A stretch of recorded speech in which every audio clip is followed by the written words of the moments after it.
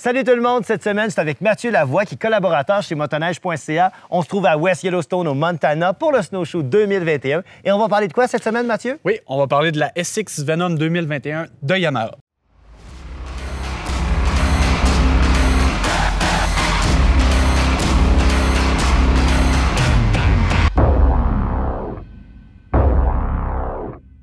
Cette chronique vous est présentée par le groupe Content, les huiles Hypertech et 509.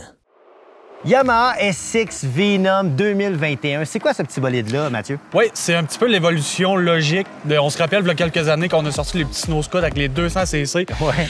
Le sourire que tout le monde avait, on emmenait ça à les jeunes. On voit, il y en a qui font de la course avec ça. Tout le monde en a un. C'est vraiment le fun. Là, on vient avec la suite logique, comme je le disais, la petite 400cc, faite en collaboration avec Arctic 4, la SX Venom, avec un petit pont court. Fait que pour faire de la trail, il n'y a vraiment pas de problème.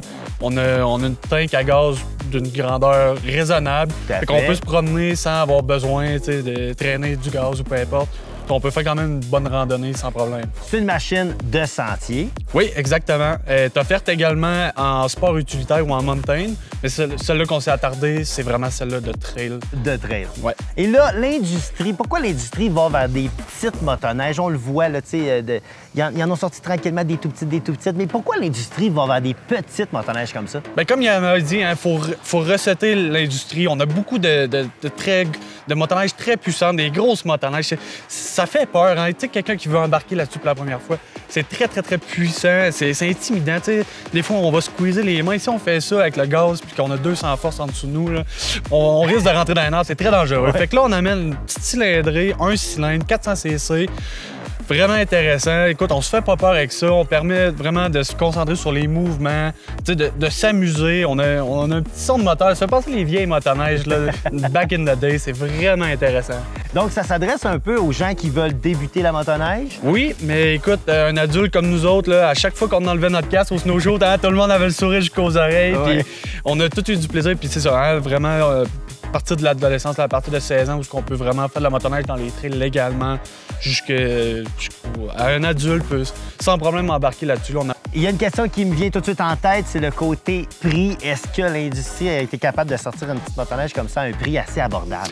Bien, à notre goût, à nous, c'est encore cher un petit peu. Hein. C'est le genre de prix où on va regarder, est-ce qu'on va vers ça, une motoneige neuve, garantie? Oui, mais en même temps, on a une machine qu'on pourrait faire plus longtemps avec, usagée de quelques années, qui est encore vraiment propre. Fait qu'à notre goût, à nous, c'est peut-être cher un peu encore. Là. On aurait pu couper un petit peu. Là. Oui, parce que c'est sûrement le genre de motoneige qu'on va acheter comme une deuxième motoneige, parce que, bon, dans la famille, on veut que le plus jeune en fasse un petit peu. Oui, bien exactement. Hein. Si on veut que notre enfant débute, c'est une machine, tant qu'à moi, idéale. Mais tu sais, au bout de 3-4 ans, bien, il va peut-être vouloir embarquer sur un 600 ou sur une machine un petit peu plus puissante. Fait que... Oui, je peux comprendre. Mais côté conduite, là, est-ce que c'est comme une motoneige régulière? Oui. Écoute, on parle d'un 7/8e d'une motoneige normale.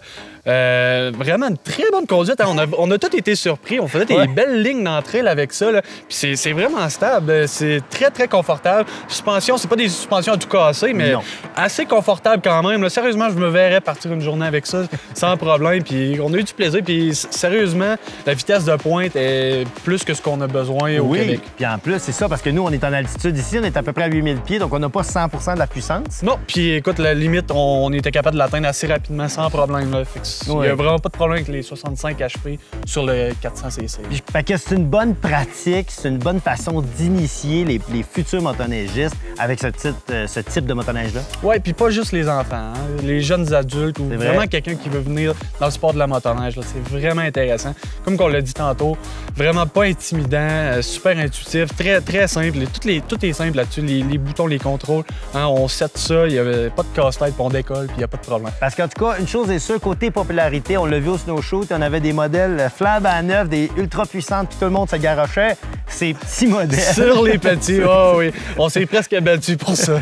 Donc, ben écoute, je pense que ça fait le tour de ça. Je pense que c'est très intéressant pour ceux qui se posent la question, est-ce que c'est le genre de modèle qui m'intéresserait? Donc, j'imagine qu'il va y avoir des articles sur motoneige.ca à propos de tout ça. Oui, on va écrire là-dessus. Puis si vous avez besoin de vraiment plus d'informations, bien, visitez votre concessionnaire Yamaha. Génial. Un gros merci, Merci, Mathieu. mon Max. Hey, vous autres, je vous dis ciao bête, à une prochaine chronique. Bye bye.